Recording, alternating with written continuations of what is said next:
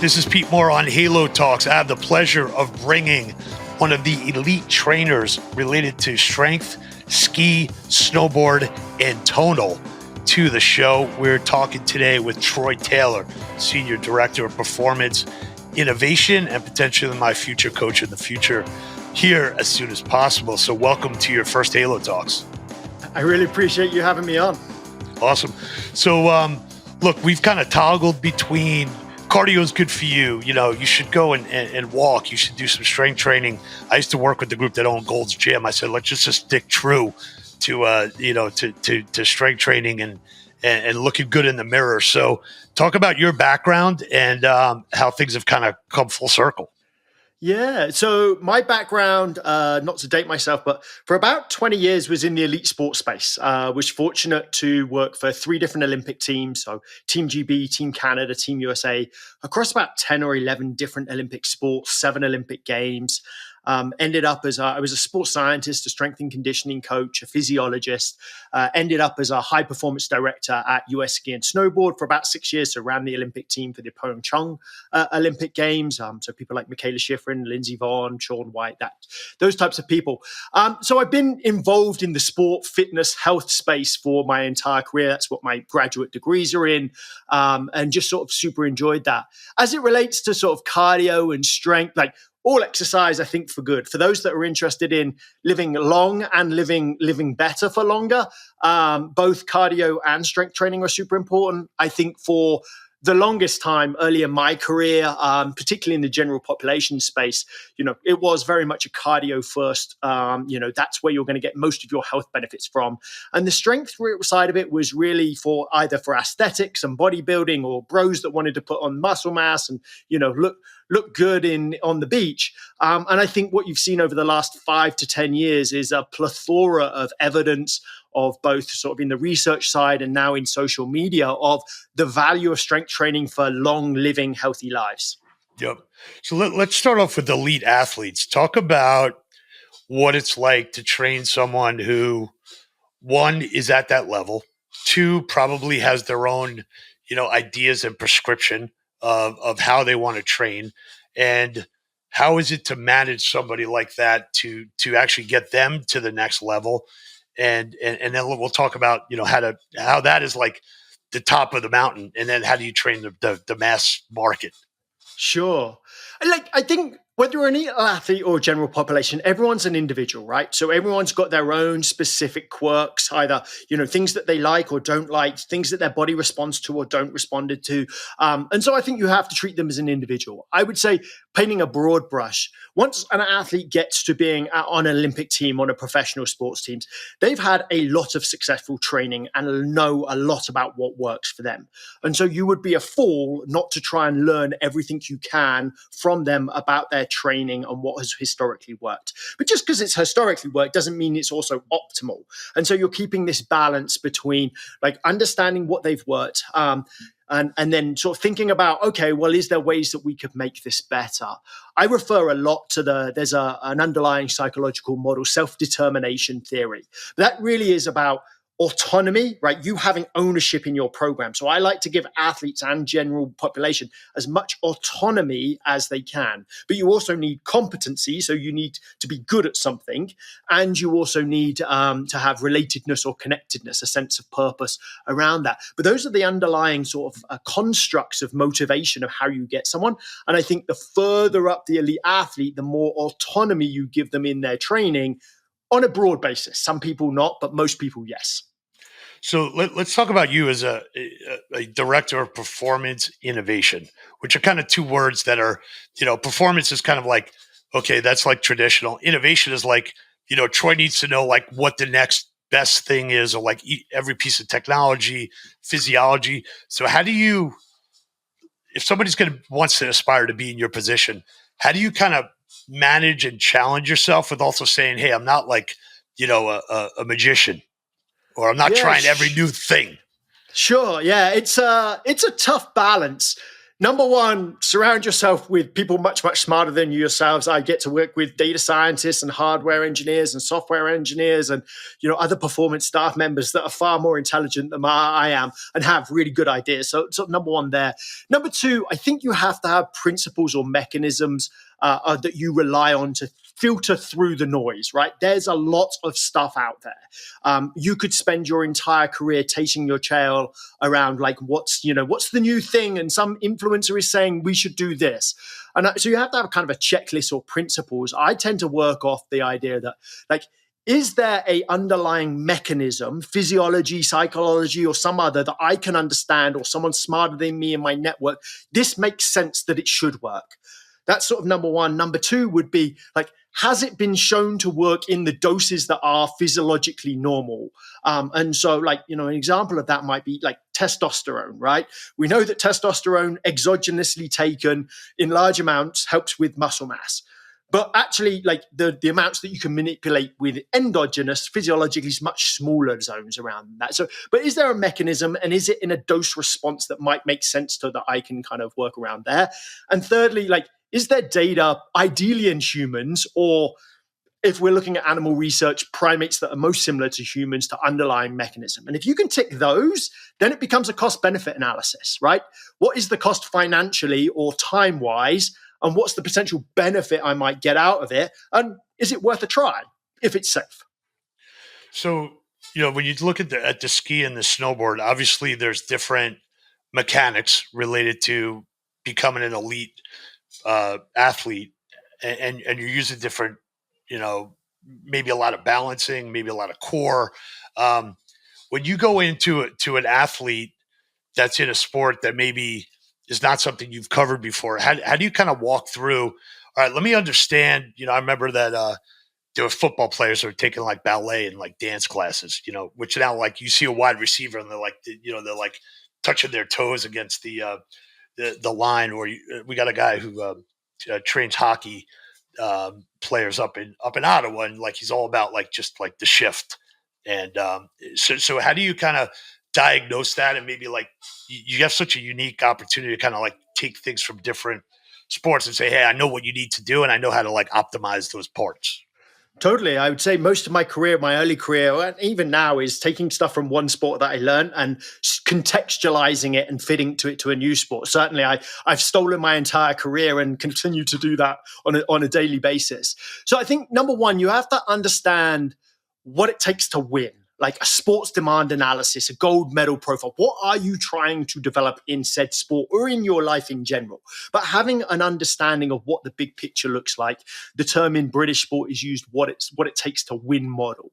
But that will break down technically, tactically, physiologically, psychologically. What are the traits, skills, capacities, that I need to be able to develop in an athlete to give them a shot of winning? And so I think you start with there. And so every sport you'll go into, you kind of learn. You'll look at like, history from research. You'll talk to tons of coaches, talk to tons of athletes. What data does the individual sports team have on that sport? Or what have other successful athletes done in the past? And you can kind of build up this. It's a jigsaw puzzle. You don't have all the pieces, but you get enough to see the kind of the shape of the picture that you want to create or want to help create. So I start definitely with what it takes to win, and then there's about like assessing where you're at.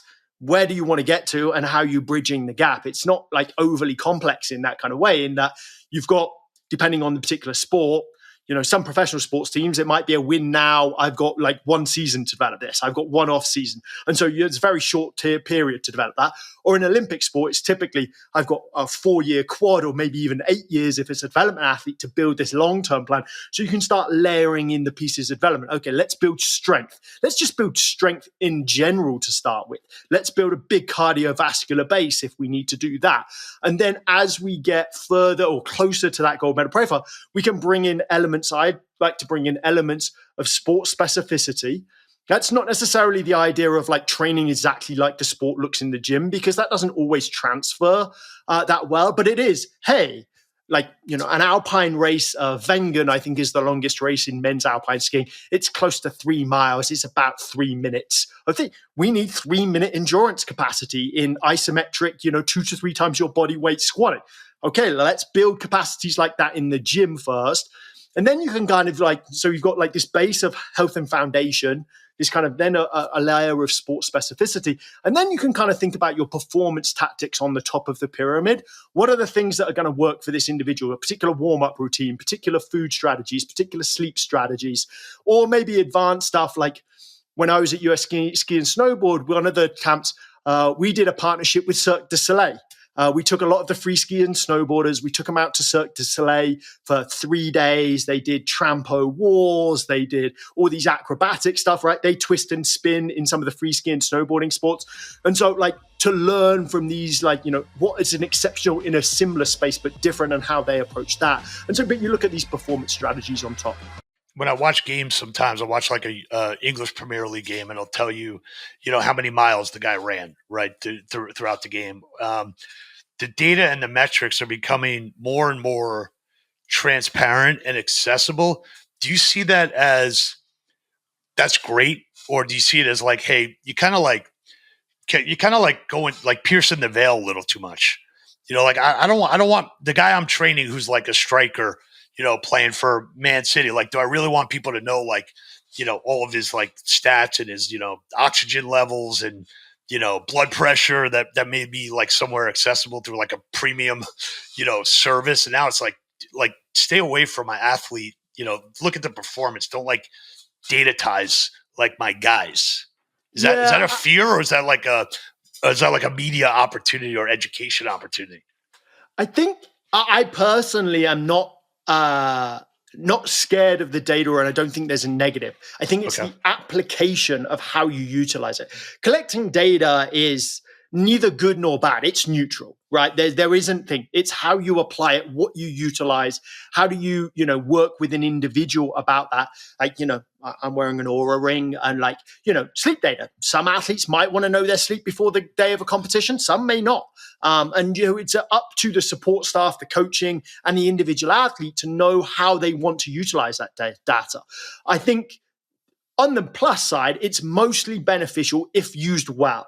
But I think there's a big discrepancy in the elite sport space around just data for collecting data. Let's say miles run in soccer. I'm not an expert in that space, but height doesn't correlate with a lot of performance. Messi might be the least distance traveled, but the most important player. And so your metrics have to he tends to walk around a lot, and good for him. You know, like he's just waiting for the opportunity and not exactly. So your metric doesn't matter, right? You need to measure what matters. Maybe there are certain like types of midfielders where it's really important to measure distant capacity run and things like that. But for the most part, I think you have to individualize it. What's important to the person, measure what's matter, and then refer it back to them and their coach and others in a way that's going to make sense to them make the optimal change, which might be not at all, it might be high level, or it might be the full detail. And I think that was individualized. So gambling would be bad, and education and optimization would be good in your, you know, like I saw Elon Musk said, like, there's a 10% chance that, you know, AI is very destructive, you know, or maybe 20%, he said. It's not zero. It's not zero for sure. And I think whether it's artificial intelligence or human interpretation of that data, it's still the emphasis on like the level of intelligence that is being used. It's not a blanket, there is intelligence. It's like you have to actually apply it intelligently to be intelligent. Right. So there are some athletes that I see, like Djokovic, where he might tell you a couple things that he's doing, but he's not giving you like his full, you know, workout or, you know, physical or mental, you know, preparation. Is part of that for intimidation purposes? Is part of that for, you know, I found something and nobody's found yet? What do you think's like the yin yang on that? I think it's individual on different athletes. I think there's an element of mystique about it that creates intimidation. There's a component. In my experience, having worked across all the different athletes, and I've been fortunate to work with a lot of Olympic gold medalists, like people like Michaela Schifrin, winningest skier in the world. There's very little secrets that they're doing that are completely different. What they do is apply most of the things slightly better than everyone else. And they are more consistent in their application. There are some things where you gain a competitive advantage. In elite sport, it's generally for like 6 to 12 months. You find something that's a new way, something, you know, sometimes it might be something like supplementation. An example would be like beetroot juice, which has got nitric oxide. In the early 2000s, in altitude competitions, some teams were on that earlier than others. Ketones were another ones in the Tour de France. You find this, but it's like very short-lived. You're finding these sort of incremental changes at US Ski and Snowboard. We did virtual reality for the 2018 Olympics, which was a new innovation in that sport. But they're relatively small, and they're the cherries on top. They are not the cake. Gotcha. The cake and the 95%, and actually mostly what matters is the basics and executing well. I think where elite athletes like don't want you to share is they partly want that mystique, and they partly want to feel there's something special that they're doing that no one else with. It gives them a psychological competitive advantage as much as anything. Understood. Yeah. So are there a lot of athletes that work out and allow people to log in and work out with them, either through Tonal or through, Zoom or like if you want to train like LeBron, like does he say, okay, for the next 30 days, I'm going to be up at 5 a.m, join me. I'm going to put my FaceTime on. It's going to cost you, X thousands of dollars to train. I haven't seen that yet. And I just wonder why, or is it not something they want to commit to or have like exposed?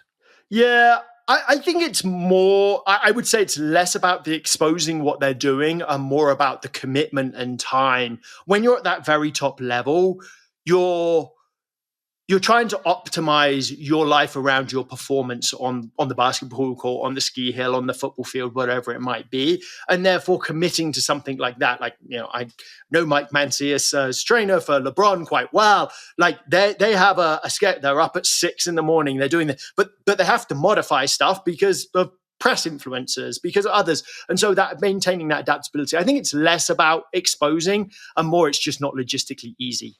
Gotcha. So let's talk about Tonal and what you've done there and how you feel connected fitness is going to continue to be part of the entire ecosystem, or how you see maybe that morphing into, hey, I'm going to give you a prescription. I want you to do Tonal 3 days a week here. I want you to do this in a park. I want you to do TRX. I want you to kind of use me as like a weapon and not necessarily like, I want you to be only Tonal or I want you to be only, Lifetime Fitness or, pick a brand. I feel like there's a lot of choices that people can make that might actually round them out in different ways, that it's not like us versus them.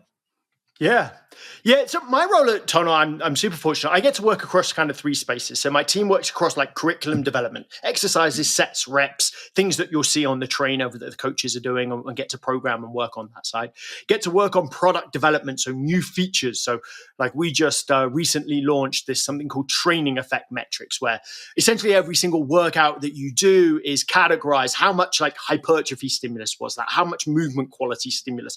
How much like functional strength stimulus? So sort of categories around there. It's almost like, think about like step tracking almost for weightlifting, not just in sets and reps, but how much stimulus for a particular outcome did you get? And so get to work across product development. And I also get to work in this like forward thinking, innovation, research, where is fitness going in the next 3 to 5 years? Not in the next 3 to 5 months, but next 3 to 5 years. And how do we make sure that, Tonal is aligned to be there? So it's a really interesting space to get to play around. Big pieces. People need to, on average, we need to exercise more. I don't think anyone's going to disagree that, like, particularly in the US population, but Western populations in general, like we don't really do enough cardio. Like I think the CDC CDC would say something like, maybe about 50% of the population self-report they meet the cardio guidelines and less than 30% meet the strength guidelines. That's strengthening exercises twice a week. And self-report we know is inflated. And so that's only a third of people. So we need people to do more. I think the evidence that it is beneficial for health span, for lifespan, just for general function is overwhelming. So I am all about where do we need to meet people and how do we make it more engaging and more consistent? And so for some people like me, that's 100% Tonal in my house. For some people, that might be going to see a personal trainer in their gym once or twice a week, and then doing something in their home once or twice a week because that's easier. I've got, young kids, a busy job. I go and kind of things. Some people, it might be, working out one way when they're at home and another way when they're at traveling. Some people, it might be seasonal. Hey, I really like to get outside and run in summer when it's nice. But if you live in Park City, like me in November and it's snowing, like, hey, I kind of think. So I think we as fitness and health professionals have to be aware of, like, how do we fit to make it more engaging and more consistent for the average population. What the fitness industry is great at is people who are already doing fitness, we make it even better and easier for them. And I think as we need to grow the pie as an industry, and how do we make it more inclusive for more people. Yeah. So if we kind of rewind back to COVID, I'm assuming you were one of the people that said, "Hey, this digital and the technology, that's going to be a piece of the puzzle, but the bricks and mortar isn't going away, and the in person is not going away." So how were you able to maybe have conversations with people? If I liken it to like Peloton, said, "Hey, we're going to have like 1 billion members," or whatever the CEO said at the time, which is Bigger than Apple. yeah, bigger than Apple. I'm like, well, this is pretty easy to do, and it's got a cash register on it. So I'm assuming that's not a great analogy. And I told him that actually when I when I met with him a long time ago. But were you kind of like a like a stability force, or like saying, hey, look, this is going to pop for a while, but like it's going to come back to normal, and when it does come back to normal, let's just make sure that we're like best in class, and that total is here, and it's not a fad, and it's not something that people just did during COVID, which unfortunately a lot of those other connected fitness companies, are no longer around. So how were you Yeah. able to kind of calibrate that, just given your experience? Yeah, like, I would say it like, in some ways it's quite tough, right? You're in this once in a lifetime. Thankfully, we never want to go back to a pandemic, but once in a lifetime kind of things where you've got like a very captive audience. We were like a year-old company at the time, like been in product market for a year, and you're selling these things like no one's business. Yeah, You can't keep up with demand. Supply chains are tricky. You've got venture capitals that are literally giving you, crazy valuations and throwing money at you to scale as quickly as you can. It's almost like you have to take advantage of that while it's sure. happening. If you don't, you will die, and someone else will. So I think you have to take capital of it. I think what we were fortunate as a company, and Ali, our founder and CTO now, is kind of like thing. He built this because we want to help people improve their lives. We're not an entertainment device. Right. Nothing wrong with Peloton. I love their business. Like, they're actually doing relatively well off their earnings call. Like, nothing wrong, no slight on them. But they're an entertainment, right? Their idea is taking fitness, making it more entertaining, and people will do it. Not a bad model, but not Tonal's model. Tonal model wants entertainment or engagement, but we're about outcomes, right? We want to improve people's strengths, improve people's lives, and we can get to track a lot of that. And so that's always come from Ali because of how he founded the product. It was about his life and reversing type 2 diabetes for himself, and losing 45 pounds or whatever he did. And so that's always been core in the company. It's certainly, I'm not going to lie, the last 18, previous maybe 18 months, not the last 6 months per so, but yeah, you had to recalibrate after the business, after the crazy time of COVID, the escalation in scale, and then a sink back down to what's like a sustainable business. We're super fortunate that we've been able to grow every single month we've been in existence. Never had a month where we have declined. And we've been able to do that, partly because our churn is so low. Our churn is sub 1% monthly, like industry level, Nice. I don't know, half of Peloton's maybe. And Peloton's like the industry leader, and we're probably about half of that. And so and it's not just people keep us paying us, it's people keep using us. I think average engagement after 3 years is still more than twice a week, 2.5 times mean after 3 years, or something in that kind of range. And so you've got this sticky product that you're able to ride that out. But you have to recalibrate that, how what does the future look like, and where do we play? And we think the home fitness strength market is still actually relatively undersaturated. If you think about Peloton, if I said 50% meet the demand of aerobic, and only 30% meet the demand of strength, like the saturation of the strength market is nowhere near what Peloton is in the cardio market right now. So there's still a lot of opportunity in that, and in adjacent spaces, whether that's within personal training gyms, or in corporate wellness, or in boutique fitness, and all of these sort of auxiliary places where we have a great device that might add a lot of value. So as we close out here, you do a lot of research, and you publish articles and reports. You talk about rewards based, strategies, and also you're also talking about like the science versus the fitness. So can you give us a little bit of sound bites on recent research you've done, maybe a couple of aha moments that you've had as part of that?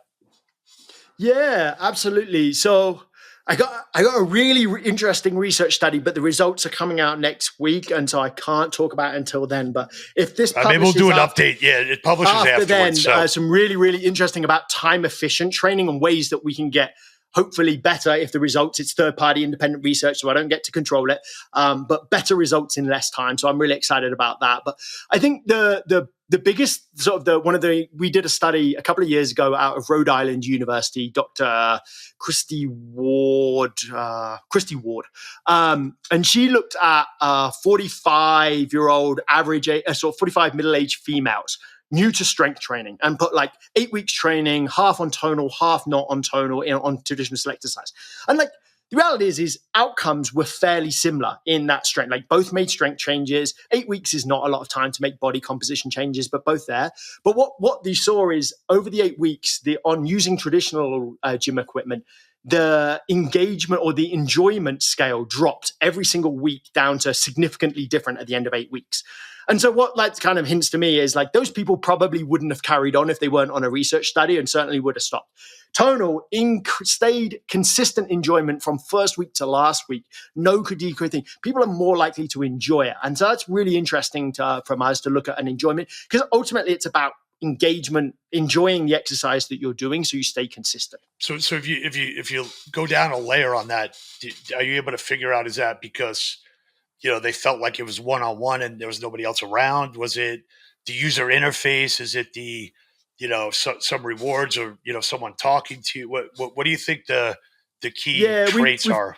We've done quite a lot of UX research around it, and it's the fact that we're full stack or closed loop in that the hardware, software, and content are all integrated and all caught to each other. So you lift, you get immediate feedback on that, and you get coached about it.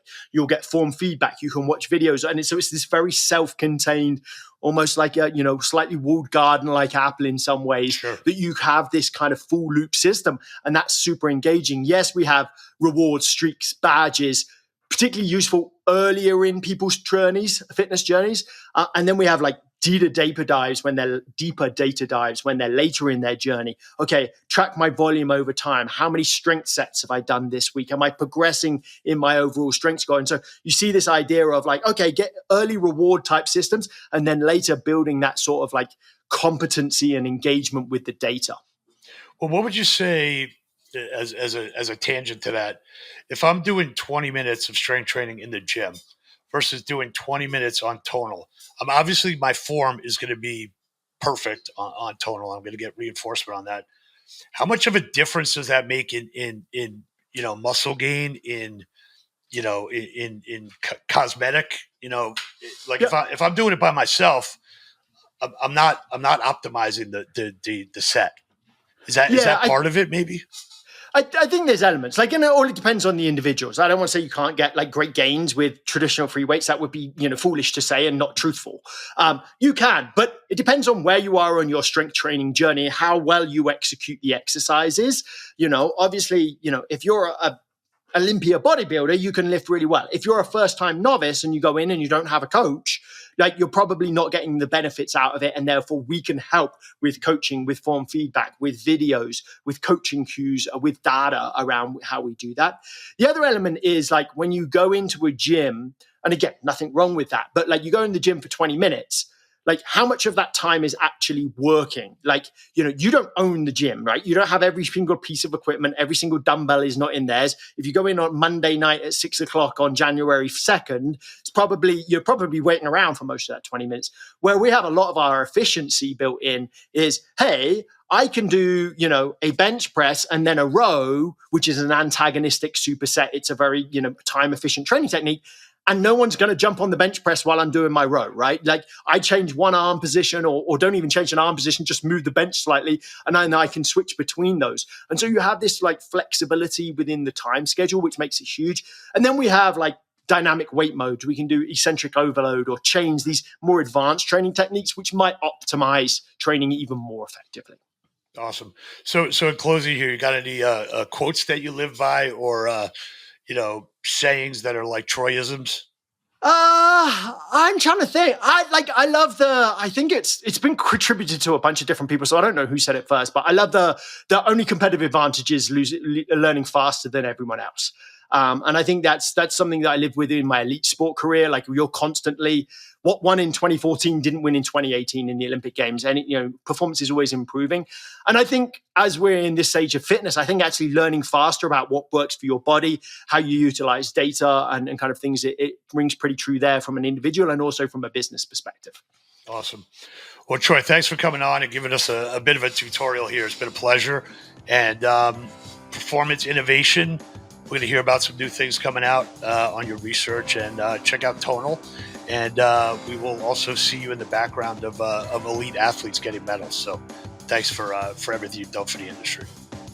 Thanks so much.